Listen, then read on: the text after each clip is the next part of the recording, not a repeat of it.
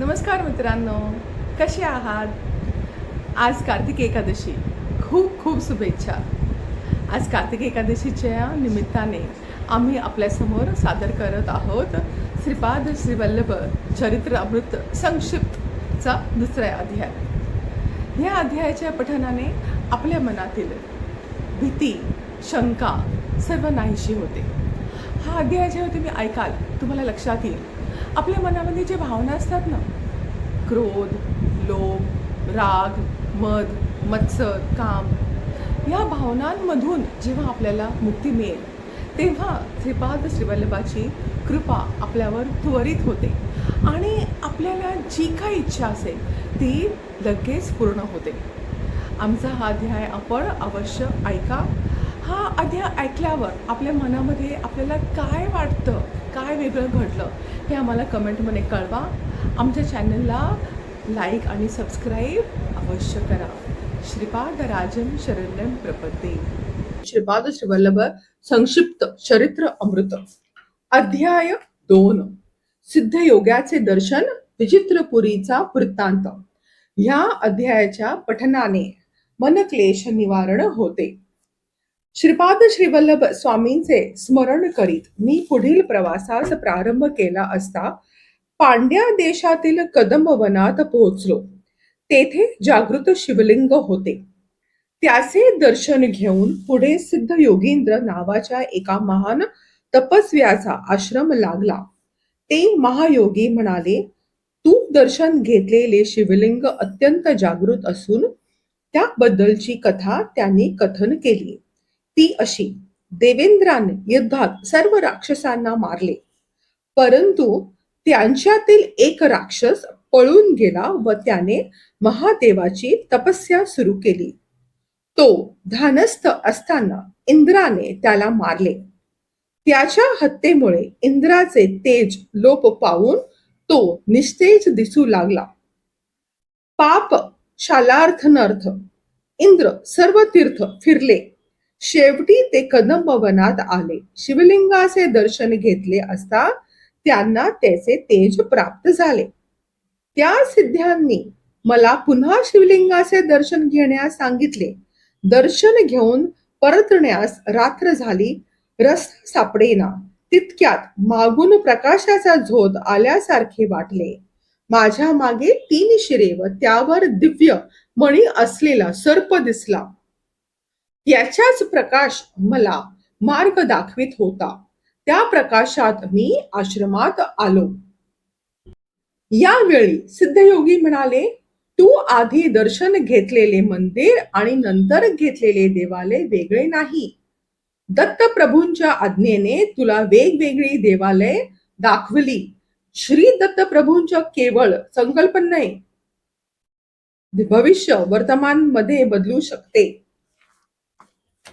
वर्तमान काळ भूतकाळात व भूतकाळ वर्तमानात परिवर्तित होऊ शकतो. एखादी गोष्ट घडणे न घडणे अथवा वेगळ्या प्रकारे घडण्यास श्री दत्त प्रभूंचा संकल्पच कारणीभूत असतो. भिन्न भिन्न प्रकारच्या स्पंदनामुळे व्यक्तीमध्ये आकर्षण तर काही मध्ये विकर्षण होते. पुण्य कर्म, उत्तम आचार आणि विचारांनी स्थूल, सूक्ष्म आणि कारण देहात पुण्यरूपी प्रकंपन होते. पापकर्माने पापरूपी प्रकंपन होते. मनुष्याच्या पुण्याईने पुण्यशील व्यक्तींचा संग व पुण्यस्थलांचे दर्शन घडते. पुण्यकर्मात आसक्ती वाढून पुण्याची वृद्धी होऊन पापांचा नाश होतो.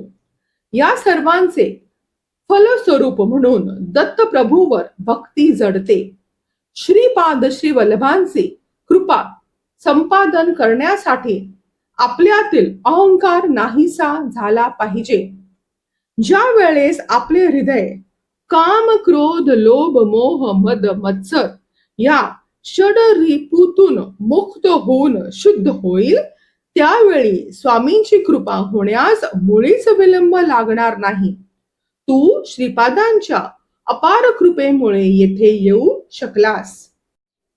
श्रीपाद प्रभूंच्या दर्शनाची तळमळ दरक्षणी वाढत होती. मार्गात एक गिरिजन लोकांचे गाव लागले. एका वृद्ध गृहस्थाने मला मध व फळे आणून दिलीत. ते खाणार एवढ्यात 4-5 कावळे आले व चोचींनी माझ्या हातापायावर जखमा करू लागले. मी तेथून फळे मध टाकून पळालो. श्रीपाद प्रभूंची प्रार्थना केली. या संकटातून सुटका करण्याची विनंती केली. तेव्हा समोर असलेल्या औदुंबर वृक्षाखाली विश्रांतीसाठी बसलो असता माझ्या शरीरातून येणाऱ्या दुर्गंधीमुळे वारुळातून साप बाहेर येऊन मला दंश करण्यास सुरुवात केली. मी मृतप्राय अवस्थेत पडलो होतो. तेव्हा एका धोब्याला दया येऊन त्याने गाढवावर बसून मला वैद्याकडे नेले व बरे केले. त्या वैद्याचे नाव वल्लभदास असून तो कहाणी सांगत होता. शंकर भटांना टोचून जखमा करणारे कावळे पिठकापुरम येथील अहंकारी ब्राह्मण होते. त्यांनी श्रीपाद श्रीवल्लभांचे महात्म्य न जाणता अहंकारातच आपले आयुष्य घालवून नंतर ते स्वर्गलोकास गेले. इंद्राने त्यांचा सत्कार केला, परंतु ते भुकेने व्याकुळ झाले असता त्यांना खाण्यास काहीच दिले नाही. इंद्र म्हणाले, हे पंडितांनो, तुम्ही पृथ्वीवर असताना दान धर्म केला नाही, आपल्या पितरांचे पिंडदान केले नाही, आई वडिलांची सेवा न करता त्यांच्या औषध पाण्यासाठी एवढा खर्च केला असे उद्गार वारंवार काढले, तेव्हा आम्ही तुम्हाला काहीच देऊ शकत नाही. श्रीपाद श्री वल्लभांना श्री दत्तप्रभूंचे अवतार न मानण्या इतके तुम्ही अंध झालात. श्रीपाद श्री वल्लभांच्या नामस्मरणाने पवित्र झालेल्या भक्ताचे रक्त प्रशासन केल्यावर तुम्हाला उत्तम गती मिळेल. वल्लभदास शंकर भटांना म्हणाले, तू लहान असताना एका श्लोकाचा विनोदार्थ केलेला श्री दत्त प्रभूंना आवडला नाही व त्याची शिक्षा म्हणून तुला गाढवावर बसून आणले. पुढे वाटेत विचित्रपूर गाव लागले. त्या गावाचा राजा विचित्र होता. ब्राह्मणांनी लोप षुडष्ट यज्ञ केल्याने त्याचा राजपुत्र मुका झाला असे त्याला वाटले, म्हणून तो ब्राह्मणांना त्रास देऊन त्यांची दिंड काढीत असे. एक विद्वान ब्राह्मणास मुक भाषेवर ग्रंथ लिहिण्याची आज्ञा केली होती. या गावी पोचल्यावर राजाच्या सैनिकांनी आपण ब्राह्मण आहात काय असा प्रश्न विचारला. मी होकारार्थ मान हलविल्यावर मला राज दरबारात नेण्यात आले. राजाने मला पहिले प्रश्न विचारला, तेवढ्यास एवढे तर एवढ्यास किती? मी एवढ्याला एवढेच असे उत्तर दिले. दुसरा प्रश्न मुखभाषेवर विचारला. 2 बोटे दाखवून खुणेने 1 का 2 विचारले असता 1 बोट दाखवून खुणेनेच उत्तर दिले. त्यानंतर 3 बोटे दाखविले असता त्रिमूर्तींची आठवण झाली. तुम्ही दत्त भक्त आहात का असे वाटून मी भक्ती गुप्त असावी हे जाणून बंद मूठ दाखवली. त्यानंतर राजगुरूंनी मिठाईची भंडार देत असल्याचे खुणेने दाखवत हातवारे केले. मी नाकारले व माझ्या जवळील पोह्याची पुरसुंडी काढून त्यांना देत तुम्ही सुद्धा चव पाहू शकता असा माझा भाव होता. अशा प्रकारे मी 2 परीक्षा उत्तीर्ण झालो. आता 3री परीक्षा राजगुरूंनी चमक मधील श्लोक वाचून अर्थ सांगण्यास सांगितले. शंकर भटांनी त्याचा अर्थ सांगितला तो असा. एकाला 3 जोडले असता 4 होतात. त्याचे वर्गमूळ 2 येते. 4त 5 मिसळल्यास 9 येतात. त्याचे वर्गमूळ 3 येते. अशा प्रकारे 4 या संख्येपासून 17 या संख्येपर्यंतच्या सर्व वर्गमुळांचे रहस्य सांगितले. ते जे बोलले ते सृष्टीच्या परमाणूंचे कणाद ऋषींना माहीत असलेले रहस्य होते. त्यांचे प्रवचन दरबारातील सर्वांनाच खूप आवडले.